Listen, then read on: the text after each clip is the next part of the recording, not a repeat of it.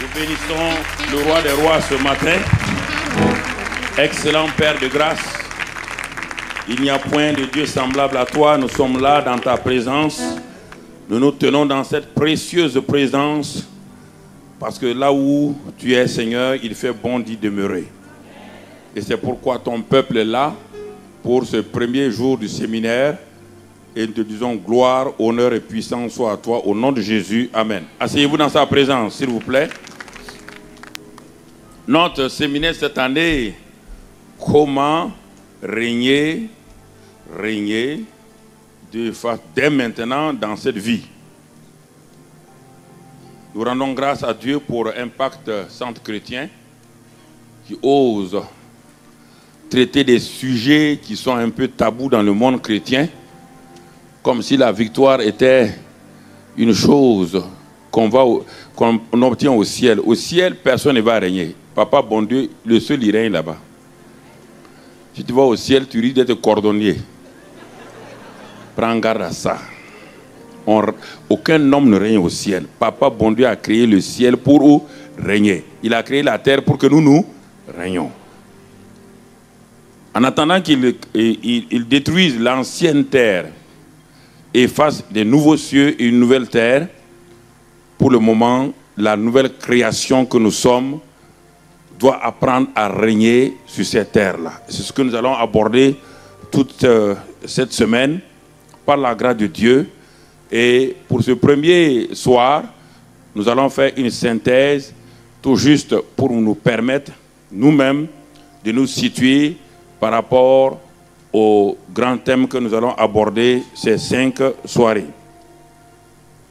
Alors, ce soir, nous allons commencer la vie des pensées de la nouvelle création. Vous savez, bien aimés frères et sœurs, dans 2 Corinthiens 5, 17, quand nous regardons ce passage dans 2 Corinthiens 5, 17, nous connaissons les versets bibliques, mais nous ne laissons pas souvent le Saint-Esprit nous en imprégner profondément. 2 Corinthiens 5, 17 nous dit, si quelqu'un est en Christ, il est. C'est ça qui est important d'abord. Avant de continuer une nouvelle création, d'abord ce qui est important, si quelqu'un est en Christ, il est. Il est, et la suite, une nouvelle créature. C'est une déclaration, c'est un fait, ce n'est pas une promesse. Je vais démarrer là pour que nous allions tout doucement. Parce que le règne n'est pas pour tous les hommes. De même que au début de la création, Dieu avait suscité, il avait créé un homme appelé Adam. Et il avait donné à cet homme-là d'exercer le règne de Dieu sur la terre avec tous les verbes que nous connaissons. L'homme était béni, lui et sa femme.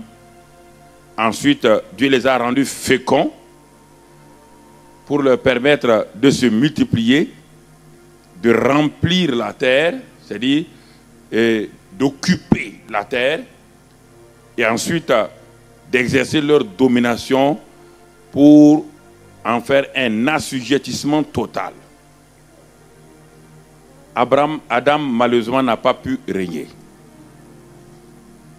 N'oubliez pas cela. Adam n'a pas pu régner.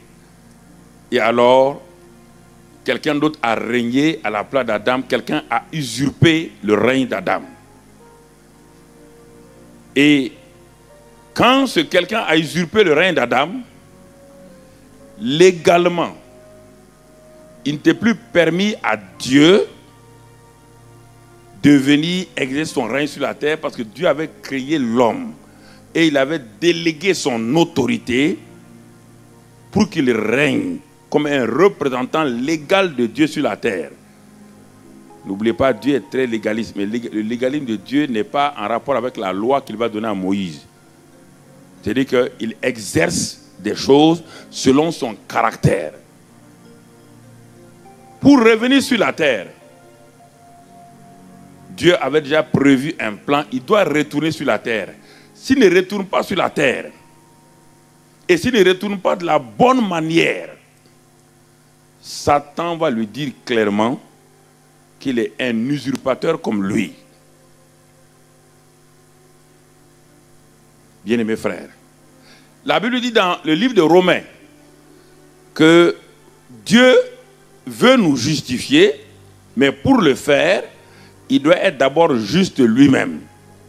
Dieu ne peut pas venir outrepasser l'acte que Adam a posé et puis imposer un nouveau règne sans avoir au préalable réglé le problème qu'Adam a créé à l'humanité. Donc Dieu devait d'abord résoudre ce problème-là afin que l'ennemi et le monde entier puissent accepter que Dieu puisse régner encore par l'homme. Et pour le faire, Dieu va prendre la forme d'un homme. C'est ça l'incarnation. Dieu sera habillé par la chair humaine. Comme le premier Adam, il va venir et il va marcher sur la terre des hommes comme le premier Adam sous le nom de Jésus-Christ. Et il va obéir. Il va accomplir parfaitement ce pourquoi Dieu voulait que l'homme règne. Et l'homme, le premier Adam étant mort, quand on parle de mort, on ne parle pas de mort physique d'abord. Il est mort spirituellement, il est séparé totalement de Dieu. Donc, Dieu ne peut plus passer par ce premier Adam-là. Il ne peut pas l'améliorer, il ne peut pas le transformer, il ne peut pas le changer. C'est pourquoi d'ailleurs quand Adam est tombé, il a reçu la nature de Satan. C'est ça que les chrétiens ne veulent pas. La mort est la nature satanique.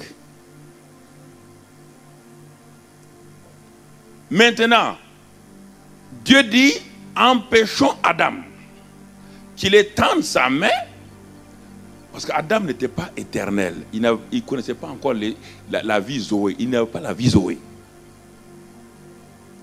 Dieu dit, empêchons-le d'étendre sa main pour prendre le fruit de l'arbre de la vie, de manger et de vivre éternellement comme un être étrange. Un être qui est mort et qui en même temps a une vie éternelle.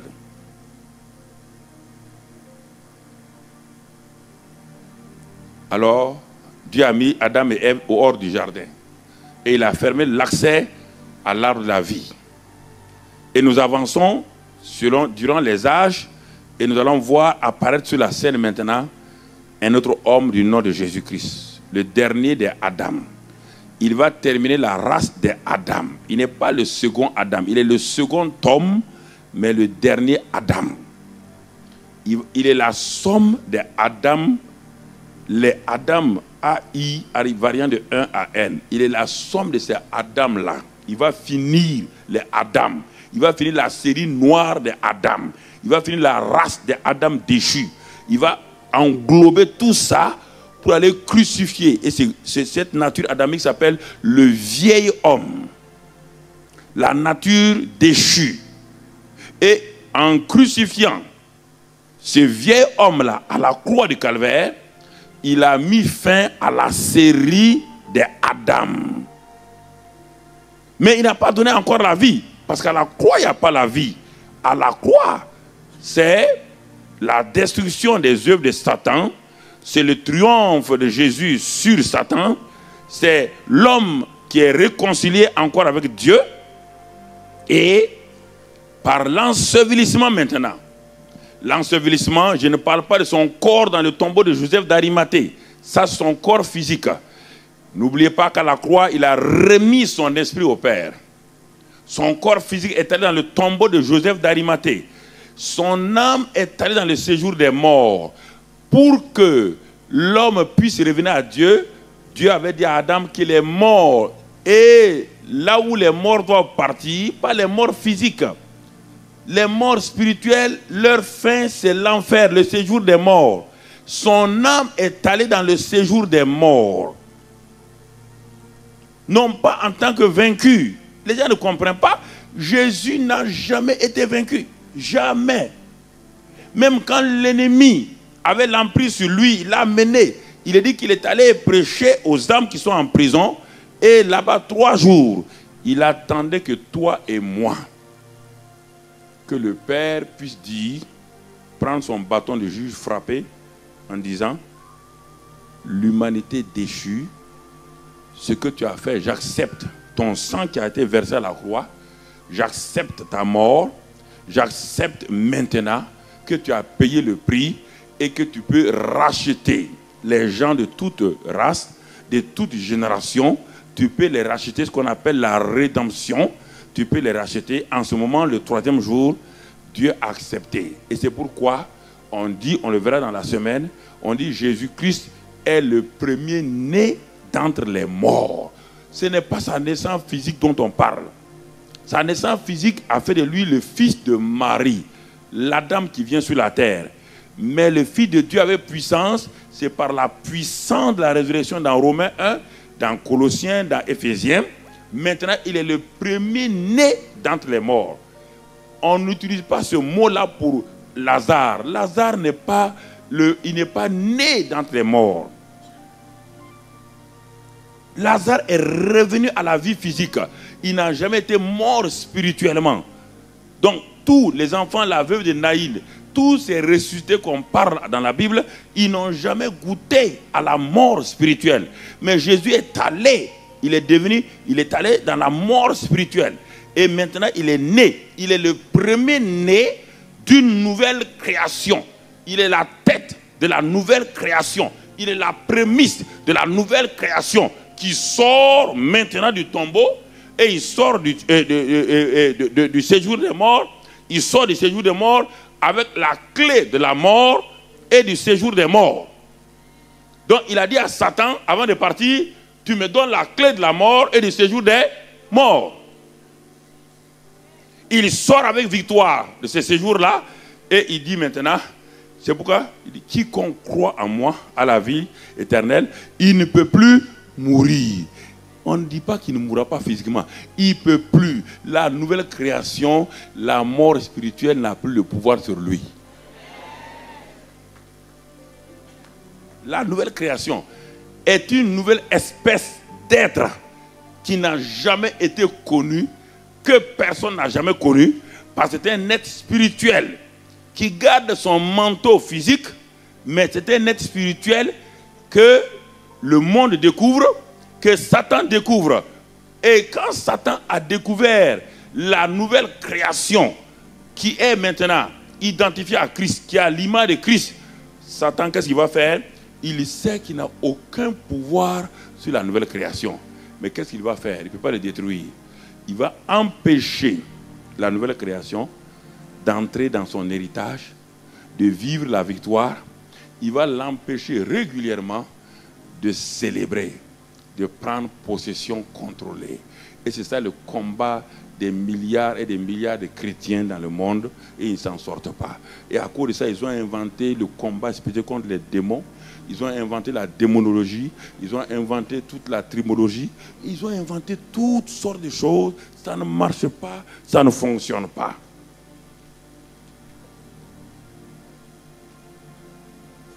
Ça ne fonctionne pas.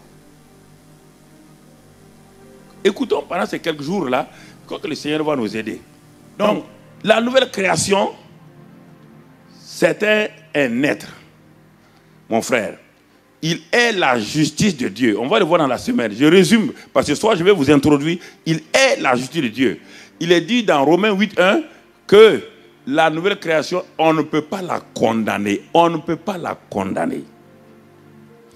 Écoute-moi, mon ami. Si tu retournes dans l'Ancien Testament, dans le livre de Genèse, Balak a envoyé Balaam d'aller maudire, ça veut dire condamner Jacob, d'aller condamner Israël. Balaam a tout essayé. À la fin, quand Dieu lui a permis d'aller, mais Dieu lui dit, tu ne diras que ce que je vais dire. Balaam s'arrête devant un peuple qui vient de sortir de l'esclavage, qui n'est pas né de nouveau. un peuple qui n'a pas le Saint-Esprit, un peuple qui est basé sur l'alliance de Dieu avec Abraham, qui sont inférieurs à nous complètement. Ils n'ont rien à voir avec nous. Ils ne sont pas nés de nouveau. Ce sont des esclaves à la mentalité. Quand Balaam a voulu ouvrir sa bouche pour maudire ce peuple-là, Dieu lui a dit, c'est trop tard Balaam. Ce que Dieu a béni, on ne peut pas le maudire. Alors je pose la question maintenant. Si dans le royaume des cieux, le plus petit dans le royaume des cieux est plus grand que Jean-Baptiste. Jean-Baptiste est plus grand que tous ceux qui sont nés de femmes. Donc il est plus grand que Moïse. Il est plus grand qu'Abraham et tout.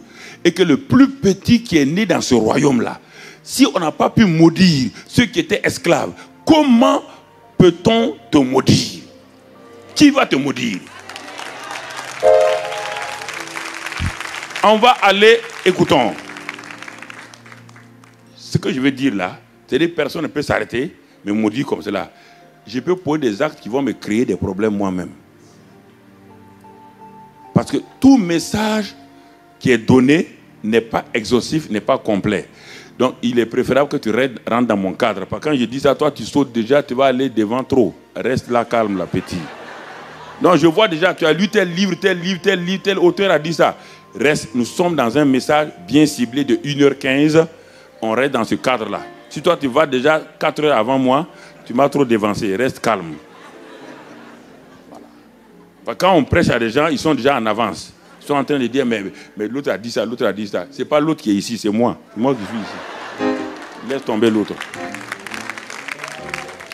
Laisse tomber l'autre. Donc, la nouvelle création, les gens ne comprennent pas. Nous ne sommes pas des chrétiens.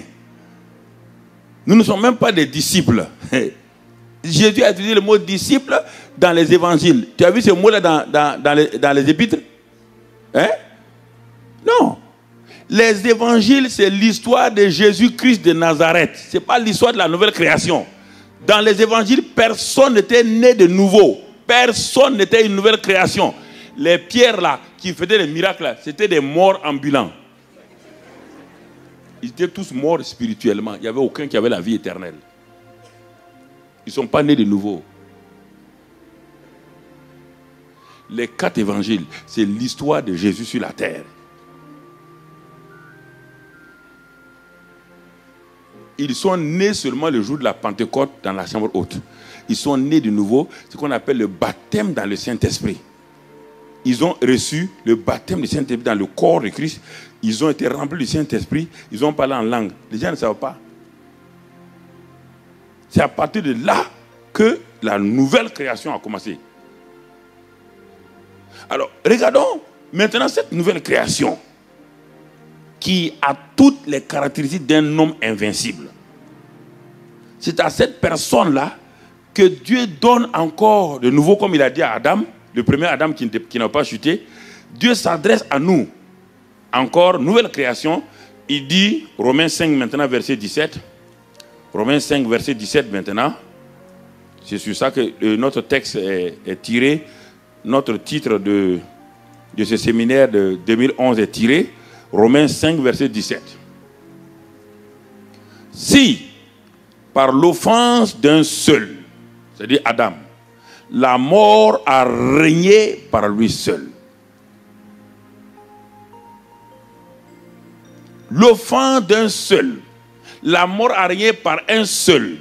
Et cette mort qui a régné, tous tes efforts et tous mes efforts n'ont pas pu empêcher la mort de régner sur notre vie. Nos jeûnes, nos prières n'ont pas pu empêcher la mort. Comme on dit, la mort de notre destinée, la mort on n'a pas pu empêcher. Ça, c'est le négatif. Toute vérité a son négatif et a son positif. Le positif dit ici, à plus forte raison, si j'avais amené la parole vivante, tu allais mieux saisir, à plus forte raison, ceux qui reçoivent, pas ceux qui demandent. La nouvelle création, on parle de la nouvelle création. La nouvelle création qui reçoit l'abondance de la grâce et du don de la justice. Il dit, si la nouvelle création accepte l'abondance de la grâce, qui a deux éléments. La grâce, qui est une faveur imméritée, 1, et qui est une capacité divine, 2. Si la nouvelle création reçoit de marcher dans le nouveau régime de la grâce, et ensuite du don de la justice, la nature de Dieu, participant de la nature divine, 2 Pierre 1, 4. Toute nouvelle création qui accepte cela, et Dieu dit maintenant, c'est cette personne seule qui est qualifiée pour régner dans cette vie par Jésus-Christ lui seul. Alors, mon cher frère, ma chère sœur, pourquoi tu ne règnes pas dans la vie? Pourquoi? Adam n'a pas pu régner. Nous savons la cause. Nous avons découvert la cause d'Adam. Avant la chute d'Adam, Adam régnait. Il a régné à un moment donné, mais il n'a pas pu étendre le règne de Dieu dans tout. Il a régné dans le jardin d'Éden uniquement, alors qu'il devait faire régner, et Dieu devait régner à travers lui sur toute la terre. Donc Adam a été étouffé, son règne a été étouffé dans le jardin d'Éden. Le jardin d'Éden, c'était le palais d'Adam, parce que le jardin d'Éden n'était pas la terre. C'était simplement là où, le jardin où il régnait, et il devait conquérir maintenant tout le reste de la terre. De son palais, où, jardin d'Éden veut dire le jardin des délices, Dieu lui avait tout donné, tout, la nourriture, la capacité, la vie, et il devait utiliser cette vie-là, comme ici, pour sortir, se multiplier, remplir, contrôler, assujettir, dominer, et amener la vie divine à régner sur le royaume végétal, sur le royaume minéral, sur le royaume, donc tout. Il y a plusieurs sortes de royaumes. Le royaume animal, tout ça sont des royaumes. Mais le royaume de l'homme, c'est-à-dire de Dieu par l'homme, était le royaume supérieur qui devait régner, contrôler tout cela. Même l'homme qui est chuté, tu vois quelle capacité Dieu lui avait donnée. Même l'homme qui est chuté, regarde comment il règne sur les animaux. Regarde comment il règne, mais il règne mal. Mais la nouvelle création, Dieu dit, ce que Adam n'a pas pu faire, maintenant, par mon Fils et le Saint-Esprit qui habite en vous, vous devez régner dans cette vie. Vous devez régner dans cette vie-là. Bien-aimés frères et sœurs, régner dans cette vie, c'est-à-dire, c'est transporter la vie Zoé. C'est transporter la vie Zoé pour affecter toutes les instances, toutes les situations familiales, situations professionnelles. Tout ce qui, dans la vie pratique, ce qu'on appelle la vie pratique, t'empêche d'être vraiment dans la paix, dans la joie, et t'empêche de vivre correctement. Alors, quand nous regardons cela, nous posons la question maintenant. Mais pourquoi alors, malgré toutes ces grandes déclarations de Dieu, le peuple de Dieu ne semble pas régner, ne règne pas, du moins ne règne pas? Il y a très peu de gens d'abord qui ont compris qu'ils doivent régner. Le peuple de Dieu subit régulièrement, il subit au lieu de régner. Alors qu'est-ce qui se passe? Pour Adam, nous avons vu qu'est-ce qui a empêché Adam de régner. Mais qu'est-ce qui se passe avec la nouvelle création que nous sommes? Chacun de nous ici a le même Saint-Esprit que Jésus avait. A le même Père que Jésus a. A la même parole que Jésus avait. Et nous sommes de la famille de Dieu. Nous faisons partie de la famille divine. Mais alors pourquoi ces êtres-là, qui sont partie de la famille divine, n'arrivent pas à régner sur la création inférieure, sur les situations? Jésus est venu simplement faire deux choses. Nous montrer comment toute nouvelle création doit vivre sur la terre. Et ensuite, il a pris nos péchés pour nous faire accéder au genre de vie qu'il a vécu lui-même. Voilà ce qu'il est venu faire. Il n'en a pas besoin. il n'a jamais péché, il n'a pas besoin de salut, il n'a pas besoin de délivrance, il n'a pas besoin de guérison, parce qu'il savait dominer, avec la vie divine qui était en lui, il savait dominer ces circonstances-là. Il a été tenté en toutes choses, exactement comme toi et moi nous sommes tentés. Sa tentation n'est pas inférieure à la nôtre. Il a été tenté en tant qu'homme par les femmes, de la même manière que tous les garçons ici sont tentés. Si la tentation de Jésus est inférieure à ma tentation, alors en ce moment-là, il y a une injustice quelque part au niveau de Dieu. Mais Jésus faisait quoi? Les gens disent que Jésus était Dieu. Dieu dans sa semence, mais pas dans l'exercice du ministère, pas dans l'exercice de la relation. Il s'est dépouillé volontairement de ça pour vivre comme un homme simplement. Il n'a pas utilisé sa divinité pour chasser les démons. Il n'a pas utilisé sa divinité pour dominer le péché. C'est son humanité. C'est pour dire le Fils de l'homme. Tant qu'il n'y aura pas de percée au niveau mental, c'est difficile que les gens comprennent qu'est-ce que le règne de Dieu. Comment ils doivent régner. Nous aimons beaucoup Matthieu 6 qui nous dit que ton règne vienne. Mais Dieu nous répond, mais toi aussi tu dois régner, non? Ce n'est pas moi seul qui dois régner. Ne me dis pas que ton règne vienne. Le règne de Dieu va venir par qui? Par toi. C'est toi l'instrument par lequel mon règne vient sur la terre. Jésus est venu te montrer. Jésus est la prémisse de l'être humain, du Fils de l'homme, par lequel Dieu doit régner sur la terre. Et te dit maintenant, Jésus étant parti et t'ayant laissé le Saint-Esprit, il dit tu dois régner dans cette vie. On dit dans cette vie, pas dans la vie future. La vie future, personne ne régnera.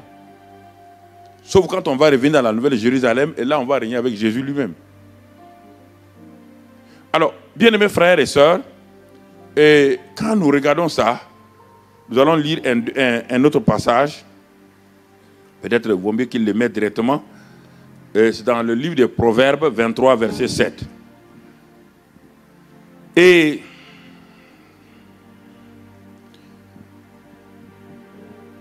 vous savez, j'aime m'enfermer, réfléchir et examiner pourquoi les chrétiens, il y a tant de faillites, tant d'échecs. Pourquoi les gens les bien intentionnés, les chrétiens, ils ont de bonnes intentions, ils sont consacrés, mais pourquoi ça ne va pas? Pourquoi dans leur vie, il n'y a pas de percée, il n'y a pas de victoire? C'est-à-dire que je ne comprends pas. Ils jeûnent, ils prient. Mais chaque fois, je m'enferme pour savoir qu'est-ce que Dieu me dit. Il y a des choses qu'ils n'ont pas saisies. Et tant qu'ils ne saisiront pas cela, lui ne peut pas les forcer à vivre dans la vie chrétienne victorieuse. Et c'est pourquoi, s'il vous plaît, prenez du temps. Je vais être un peu lent pour que nous puissions comprendre ce que Dieu veut dire. Dans le livre de Proverbes 23, verset 7, un jour je méditais cela. Le Seigneur là, bon, c'est le résumé de la vie d'un homme. Et dans ce passage, il est dit car, dans la version, il est dit car il est. Non, ça veut dire que, prenons avec des termes précis. L'homme est comme les pensées de son âme. L'homme est. Quel homme? On nous a dit que la nouvelle création, lui aussi, il est. En Christ, il est. Cet homme-là est une nouvelle création. Les choses anciennes sont passées. Toutes choses sont devenues nouvelles. Mais comment se fait-il que cet homme qui est une nouvelle création, les choses anciennes sont passées et toutes choses sont devenues nouvelles? Pourquoi alors n'arrive-t-il pas à régner? Voilà toute l'équation qu'il faut résoudre clairement. Les choses anciennes, c'est défaite. Ce qui l'amenait dans la défaite, ce qui le paralysait, ce qui faisait de lui un esclave de Satan, ce qui faisait de lui un vaincu. Dieu te dit, ces choses-là sont passées. Sur le plan spirituel et moral. Il dit maintenant, les nouvelles choses, toutes choses sont devenues nouvelles en lui.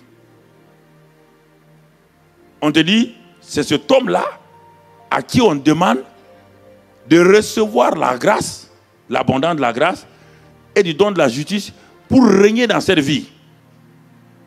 Et encore ça, c'est Dieu qui le donne. Jusqu'à présent, c'est Dieu qui est en opération. Maintenant, en face de ça, on va trouver cet homme-là qui tourne en rond, qui n'arrive pas à percer. Et c'est là que j'ai demandé, il dit, mais Seigneur, quelque chose ne va pas. Pourquoi ton peuple n'arrive pas à saisir cela? Il m'a dit, ce n'est pas le problème de la nouvelle création. Il dit, mais va dans le naturel. Quand un bébé est né, il a une nouvelle quoi? Création. Mais pourquoi sur le plan naturel, beaucoup de bébés qui sont nés n'arrivent pas à percer dans cette vie-là? Ça va dépendre de leur environnement, de là où ils ont été moulés. S'ils ont été moulés dans des choses négatives, contraignantes, cet enfant, quoi qu'il fasse, il ne va pas percer de façon correcte. Il dit, regarde mon fils. Et là, le Seigneur a commencé à me parler. Il dit, l'homme est comme les pensées de son âme. Cela veut dire que si les pensées de l'homme étaient affichées ici, quand tu vas lire les pensées de l'homme et tu vas regarder l'homme, tu ne verras pas de différence. Tu ne verras pas de différence. L'homme est, on n'a pas dit sera. L'homme est comme les pensées de son âme. Ça veut dire quoi? Il est le reflet des pensées qui sont cachées en lui. Ma vie actuelle est la manifestation des pensées qui sont en moi que je ne peux pas cacher parce que ces pensées-là sont obligées de se manifester. C'est pourquoi je ne peux pas dépasser mes pensées. On va le voir tout à l'heure et tu vas te rendre compte, mon ami, que ce que je te dis là est très important. Cela veut dire que la manifestation visible, quotidienne de la nouvelle création dépend de la qualité des pensées de cet homme ou de cette femme-là. Cet homme est déjà une nouvelle création, mais il n'arrive pas à régner. Pourquoi? Ce n'est pas à cause de ces jeunes. Il est déjà une nouvelle création et il doit régner. Nous croyons que vous avez été bénis par ce message. Si vous voulez faire la paix avec Dieu et devenir un enfant de Dieu, répétez cette prière après moi.